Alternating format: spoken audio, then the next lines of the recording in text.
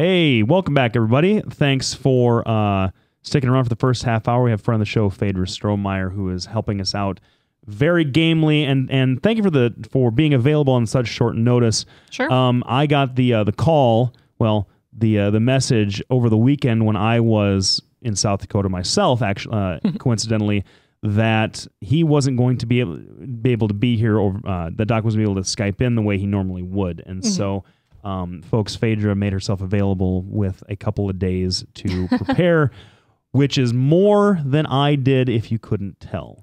Anyway, so we were talking about access to contraception. We're talking about women's choice and how to, if we want to have an effective decrease in unwanted pregnancy, we have to have these kinds of things in place. And the Supreme Court, who really pulled a redemption song this last term with some of the decisions they handed down, as far as I'm concerned. A lot of big liberal wins over the last term of the court. Last year, earlier this year, I can't remember exactly when it came down, issued a decision in the Hobby Lobby case, which we all know allows for closely held private corporations whose ownership can demonstrate a legitimate religious belief to not have to pay for contraception or things that they find religiously objectionable to their employees. Now, that obviously is a gigantic problem for folks that need to have their employers pay for some of their healthcare services. It is. And could effectively, if it's left unchecked, make it difficult for women to pay for or afford contraception, which we all know requires a prescription from a doctor. If the pill were like condoms, it wouldn't be a problem, but it's not. It's you need to have a doctor administer it in a safe fashion, and so just like your blood pressure medication, they'll pay for the blood pressure medication, they won't pay for the contraception. So that's the now the president recently sort of figured out a way to skirt that by saying, hey, if you send us a note, we'll get a third party to pay for it.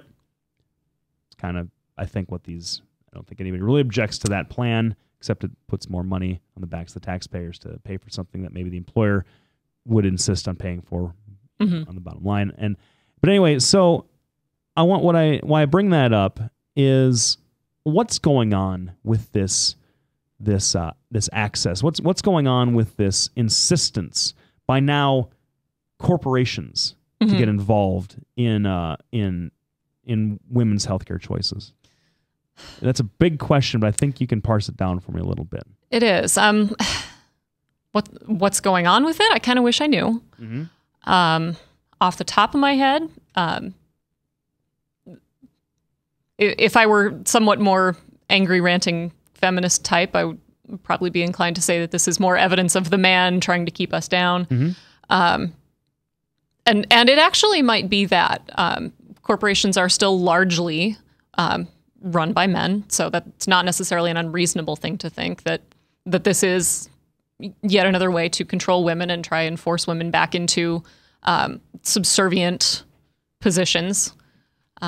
If in fact women were ever in subservient positions to begin with, I think that's, which is an interesting idea to me. The idea that women should be subject to men. You know, there's a biblical notion of that. My observation of most people has been that that's really not the case. Most people tend to treat those of the opposite sex equally to those of the same sex. And if you're trying to subordinate women, you are also probably trying to do that to other men most of the time. Sure. Well, so do you buy the argument? Do you buy the argument that this is a religious conviction, that we need to do this to make sure that our religious tradition is protected and fostered and allowed to grow in a country that is, I mean, largely Christian? But you see where I'm going with that question. Do you buy that?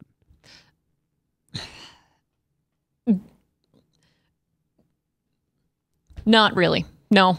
I'm just going to say no, actually.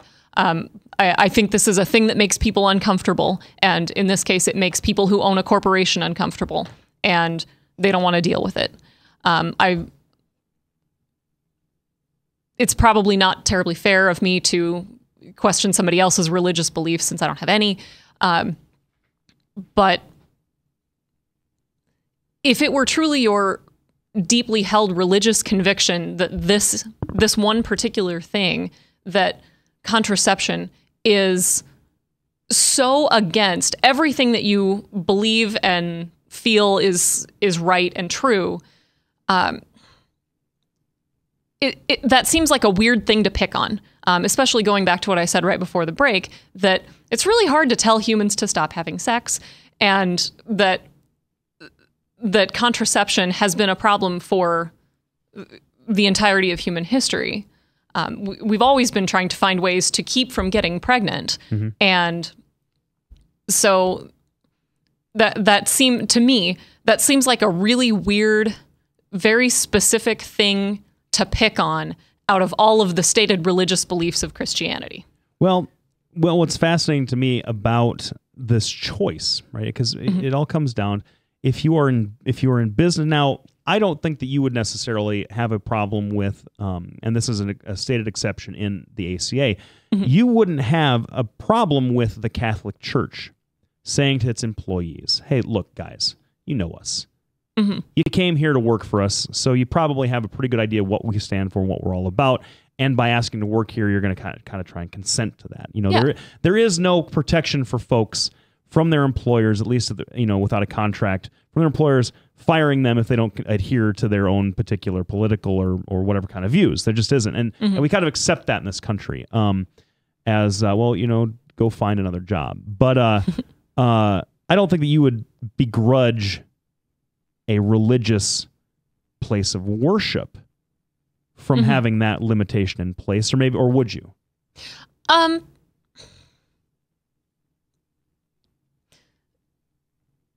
No. Well, maybe.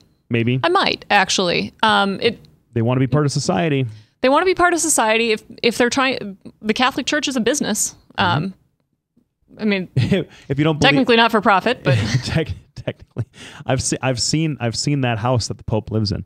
But anyway, no, we come up with another break, and I have another couple of questions to ask you about the economics of this because it's just wacky to me. So please stick around for the next segment. We're here with friend of the show, Fader Strohmeyer. We're talking about women's choice and why our employers desperately need to have some input.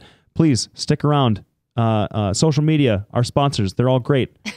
Doc and Lefty, back in a minute.